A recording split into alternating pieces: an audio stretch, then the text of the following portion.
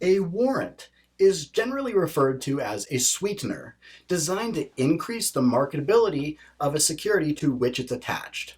Let's give you an example. A company is about to issue a bond. However, it discovers that the market is half-hearted for this bond. So to add value to this bond, what it does is add to it a warrant, giving you the right to buy an additional share at, let's say, $25 when the stock is currently trading at $15.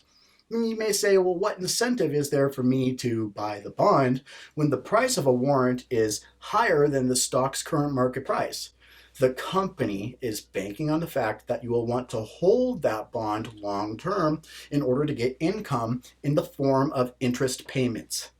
Also having the possibility that the price of the stock could rise, allowing you to exercise your warrant. Typically, a warrant will have a wait period of 1 year, and then after that date, you can exercise the warrant. Warrants are long-term. What does the investor want? The investor wants the price of the stock to rise above the warrant's exercise price, and when it does, the holder will exercise their warrant. I can imagine this is slightly confusing. You may be saying to yourself, this sounds an awful lot like a right. Let's look at the key differences between a right and a warrant. When a right is issued, rights are short-term and they're issued at a discount.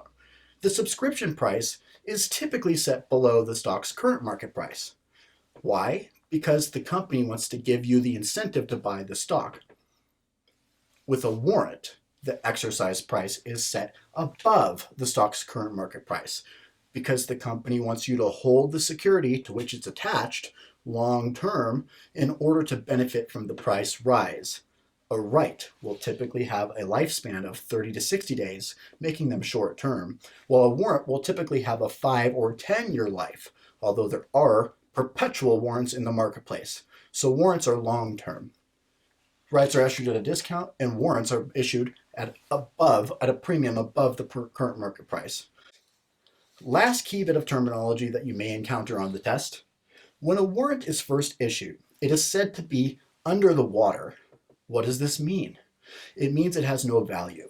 In fact, because the issue price is so far above the stock's current market price, the warrant only gains value when the stock exceeds the exercise price on the warrant. In this video, in Equities, I have covered common stocks, rights associated with them, and I've looked at 3 types of preferred stocks that you're likely to be tested on the SIE exam. I've given you a rudimentary understanding of ADRs, rights and warrants.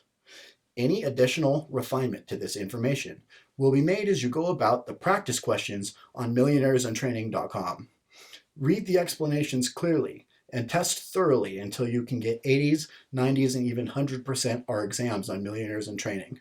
And remember that millionaires will be made at millionairesintraining.com.